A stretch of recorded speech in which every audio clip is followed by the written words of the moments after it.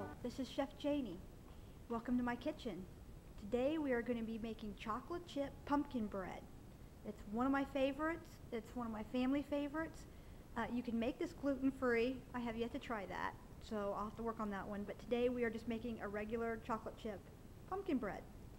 And already I have added to my mixer 1.5 cups of packed brown sugar and 7/8 to 1 cup of regular fine white sugar and 2/3 of a cup of imperial margarine softened and 3 eggs. Now I'm just going to turn this on and I'm going to cream this for about 30 seconds. You should have this really nice fine texture. Next I'm going to use 3/4 of this 1 pound 14 ounce, or I guess you could say 30 ounces of Libby's pumpkin pie mix. Now this is the pre-made pie mix that has the spices and stuff in it, and I'm going to use 3/4 of the can.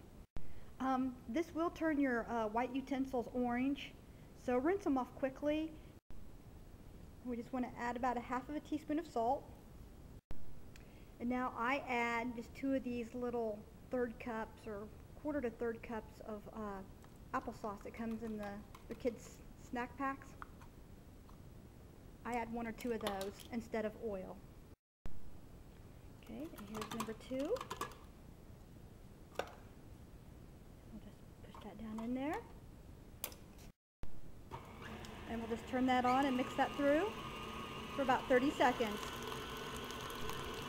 Now I'm just going to add a tablespoon of honey.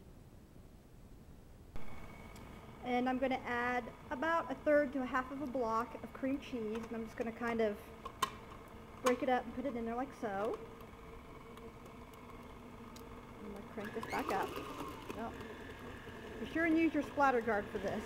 Okay, now I'm just going to put in 1/3 of a cup of orange juice. That adds a nice flavor to our pumpkin bread. Now I'm just going to add 2 tablespoons of vegetable oil. And again, we're just going to turn it on. And that's our wet ingredients. Now we're ready for the spices and the flour. Now in a separate bowl, we're going to add 4 cups of all-purpose flour. Again, this is not gluten-free dish. I'm sure you can substitute for your own little gluten-free flour mix. And then to this we're going to add 4 teaspoons of baking soda. That's just regular Arm & Hammer baking soda. Plus 1 heaping tablespoon of baking powder. I'm going to add 2 tablespoons of cinnamon, 1 teaspoon of nutmeg, and a couple of dashes of ginger. And or if you'd like, you can just go ahead and add a couple of tablespoons of pie spice. Now we're just going to give our dry mix a stir. And remember, cinnamon, nutmeg, and ginger all have great healing properties. Now the reason why I put this in a separate bowl was so that I could use my cup measure and I could add it gradually. Because I might not need the whole 4 cups. I might need 5 cups of flour, so I can always add a little bit more flour.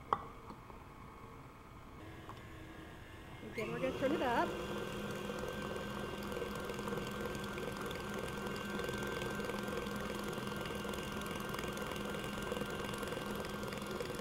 This will probably need 5 cups of flour, but we'll see. Now we're just going to stop the machine for a minute, and we're just going to scrape down the sides. We're going to blend that flour in.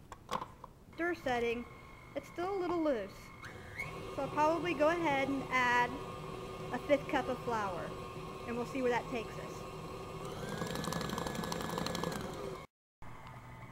Okay, I am at 6 3/4 cup of flour in this now, and we have, let me turn this off here so I can show it to you. Okay, and this is our basic consistency. It's a nice, thick, clings to our spatula or our spoon. And that's about where we want to be. Add 2 cups of semi-sweet or milk chocolate chips. I, however, am really not supposed to have caffeine. If you can't have caffeine, then you can use the white chips or the butterscotch chips. They do not contain any type of stimulant. And they're also gluten-free. So you can use any of these, they're gluten-free. Okay, so we're going to go ahead. We added our white chips. That was about 2 cups of white chocolate chips. And we just want to mix this for a few more minutes. And we're going to shut this back off. And I'm going to show you, once again, I'm going to show you this consistency.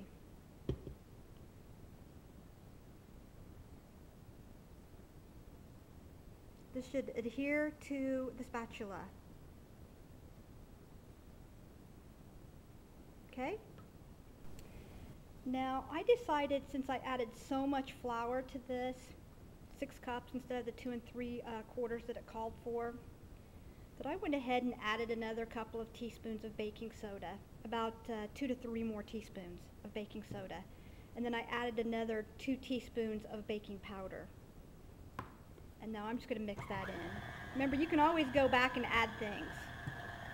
When you add extra flour, you really need about 2 teaspoons of baking soda per every 2 cups of flour, just for a rule of thumb, and half that for baking powder. We're just going to blend that in really well. And there we go. We're ready to pour these into the loaf pans. Now you'll want to prepare several bread pan loaves.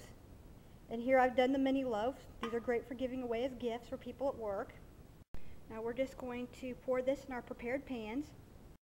To conserve energy, I am a green chef, so I like to conserve energy. I've went ahead and I've waited to preheat my oven. You want to preheat it to 350 degrees, and then I'm going to start checking on it. Because it really depends on how loose your batter is, how long it takes for the center to get done. But don't give up on it. Cover it with some foil while it's in the oven. Fill your bread pans evenly, so that way the larger ones will bake at the same time. And then you want to fill your smaller ones evenly. Okay, now just slip these on a middle top rack, and going to bake these, the smaller ones, for 25 minutes. Now you just want to brush the tops with butter while they're still warm and from the oven. The smaller loaves, you might have to take like a knife and come around the edges to get them out of the container. Now remember, when you make a smaller loaf, they're a little drier and not as moist as a larger loaf.